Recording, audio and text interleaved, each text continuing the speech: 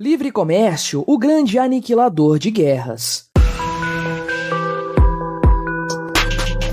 Este é o Visão Libertária, sua fonte de informações descentralizadas e distribuídas. Este artigo foi escrito por Amazônia Livre, revisado por Donda, narrado e produzido por mim, Quintessência. Violência é uma característica humana e, infelizmente, guerras foram uma constante em toda a história da humanidade, em todos os lugares da Terra. É verdade que houve períodos mais pacíficos que outros, mas, de maneira geral, a violência permeia a natureza humana. Inclusive, dizem os psicanalistas que há um deslumbre pela violência, quase que uma tara, que justifica ainda hoje a grande audiência de programas policiais na TV. Violência também é a base da dominação do Estado coercitivo em uma área geográfica. No entanto, é verdade que o cidadão comum é um ser pacífico e detesta a guerra. Mas então, quem faz as guerras? A quem elas interessam? Quem ganha e quem perde com isso? Analisando exemplos históricos, é possível observar que o indivíduo, o cidadão comum, trabalhador e pacífico, nunca busca a guerra, mas sempre acaba pagando a conta por ela. E isso é totalmente óbvio. Guerras são muito caras e de natureza mutuamente destrutiva. A melhor alternativa para haver uma guerra é dispor de dinheiro alheio para gastar com outros, situação que, segundo Milton Friedman, é a pior maneira de alocar recursos. São raríssimos conflitos bélicos entre pessoas comuns. Um dos poucos exemplos é o caso da família Hatfield contra a McCoy nos Estados Unidos, que deu origem a uma série de filmes que contam sua história. Ao final de anos a fio de disputas e assassinatos, ambas as famílias acabam destroçadas. No Brasil, o cangaço também era algo nesse sentido. Grupos armados que perambulavam o sertão nordestino, saqueando civis e lutando contra a polícia e grupos rivais. Bem, acabaram todos mortos. Para o nível do indivíduo, a melhor maneira de resolução de conflitos sempre é por meios diplomáticos na forma de acordos, indenizações ou tratados de compra e venda. Partir para a violência é arriscar a aniquilação mútua. Para o Estado coercitivo, não importa a vida das pessoas. E mesmo entre os burocratas operadores do Estado, ocorre o fenômeno descrito por Hannah Arendt, chamado de banalidade do mal. Aliás, veja o vídeo aqui do canal, o link está na descrição. Em uma mentalidade coletivista na qual o indivíduo não tem nenhum valor, pouco importa o número de mortes na guerra, já que o ideal de nação é maior que a própria vida humana. E nisso a Rússia é um grande exemplo. Desde Stalin até Putin, hordas de milhares de soldados são enviados a lutar e perecer no frio congelante, sem equipamentos e em prol de um projeto narcisista da Grande Rússia. Vamos agora analisar que ações um tirano deve realizar para efetivamente entrar em guerra contra outro povo. São 4 os fatores que sempre aparecem em guerras modernas, sendo eles: controle de fronteiras, controle da mídia, concentração de poder e inflação da moeda. Vamos discutir um a um desses fatores responsáveis por favorecer a guerra. A primeira coisa é controlar as fronteiras de seu país. Elas devem estar definidas e bem guardadas, para a partir delas iniciar a invasão. Normalmente há mobilizações e exercícios de treinamento, que na verdade são um disfarce para o início da invasão. A segunda é ter o controle da mídia, que fará a propaganda necessária para justificar o ato violento do governo e saudar o ditador como grande estadista. Como se diz, em uma guerra a primeira vítima é a verdade, Goebbels que o diga. É por isso que a Rússia gosta de guerras. Elas andam lado a lado com a mentira, que sempre foi o grande erro da Rússia. A terceira é a concentração de poder que será necessário para tomar todo o tipo de medida anti-humana voltada à guerra, na qual o indivíduo será subjugado, seus direitos desaparecerão e surgirá um estado de coisas que perverterá a ordem natural, dispondo toda uma civilização rumo ao colapso. A quarta e última é a inflação da moeda, que será necessária para cobrir os custos da guerra e o pagamento de soldados e mercenários. Desde o Império Romano, governos inflacionam sua moeda a fim de bancar esforços de guerra. Como o soldado será o último a colocar a mão nesse dinheiro, quando o fizer, o efeito Cantillon já terá corroído todo o seu poder de compra. Ainda que haja claramente um Estado vencedor, ambos experimentam destruição no período da guerra. Então, em um conflito de longo prazo, há a tendência de ganhar a guerra quem desperdiçar menos recursos, ou seja, quem for relativamente menos destruído. Um um verdadeiro horror, de maneira oposta a 4 práticas que desincentivam as guerras. A primeira é o estabelecimento de redes de comércio e cadeias produtivas, para as quais é sempre possível impor restrições e boicotes em caso de desentendimento. É o que a Europa faz hoje com a Rússia. Além disso, a expansão de cadeias produtivas globais tem tornado o conceito de fronteiras obsoleto e solapado o poder de estados centrais. A segunda é a disseminação da informação na sociedade. O ditador não tem como controlar uma mídia descentralizada e fica mais difícil impor sua narrativa da situação. Assim, as pessoas ficam sabendo dos horrores que acontecem no campo de batalha, dos crimes de guerra contra inocentes e das mentiras dadas como justificativa. Sem o controle da informação, o rei fica nu. A terceira seria a descentralização de poder em uma federação de estados ou em um regime municipalista. Nesses sistemas, o poder central tem mais limites às suas ações. Infelizmente, sabemos que sempre há uma tendência para a centralização do poder, mas que deve ser evitada a todo custo. Por último, citamos a adoção de uma moeda não inflacionária. Sem poder imprimir papelzinho colorido para dar aos seus mártires, o Estado coercitivo perde a oportunidade de enganar seus pobres cidadãos com a promessa de um dinheiro de mentira, e assim não consegue viabilizar ações de guerra. Hoje a humanidade dispõe de alguns meios de troca não inflacionários, como o ouro e o Bitcoin. Para fortalecer ações de livre mercado, organizando cadeias produtivas e acordos entre as partes, é necessário grande fluxo de informação. Portanto, a redução do custo de informação tem aproximado pessoas e empresas de todo o mundo e promovido incentivos à paz. À medida que a distância entre as civilizações cresce, como costumes, moeda, religião e língua, fica mais difícil o estabelecimento de relações comerciais. No entanto, a informação de baixo custo proporcionada pelas tecnologias, essencialmente pela internet, tem aproximado povos com culturas totalmente distintas. A internet transformou a distância física numa coisa obsoleta e está transformando a distância civilizacional também. E quem ganha com isso é o indivíduo, na medida em que laços de cooperação se fortalecem, independentemente da distância física ou civilizacional, desincentivando conflitos de toda a ordem. Hoje, o Brasil exporta carne para países muçulmanos do Oriente Médio e Turquia, também exporta para a China comunista, para os Estados Unidos imperialistas e até para a Europa progressista. O que importa é que esse leque de relações desincentiva qualquer um deles de invadir o Brasil, pela falta imediata de carne e pela reação dos outros, que vão ficar sem carne também. E veja como mesmo do outro lado do mundo, e sem nenhuma relação civilizacional com povos muçulmanos do deserto ou Han do Rio Amarelo na China, empreendedores brasileiros mantêm ótimas relações comerciais com essa gente, gerando valor e garantindo a paz. É a tecnologia provendo informação abundante e barata que encurta distâncias e aproxima os povos, tornando obsoletas essas coisas de fronteiras, orgulho nacional e ditadores com seus papeizinhos coloridos. E é por isso que a paz será um novo normal da humanidade. Bem-vindos ao Ancapistão. Obrigado por sua audiência. Se você gostou deste vídeo, deixe o seu like e o compartilhe com aquele seu amigo esquerdista que ainda acredita no Estado. Se quiser ser notificado dos próximos vídeos, clique em se inscrever e depois no ícone da campainha. Até a próxima!